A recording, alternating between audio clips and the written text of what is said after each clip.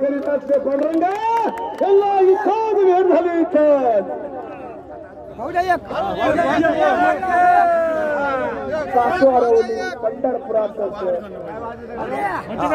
पंढरपुरातून तुझी माझी सासू हरवली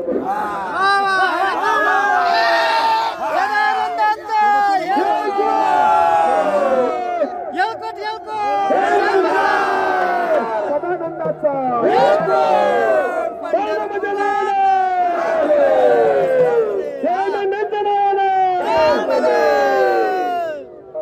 सासू हरवली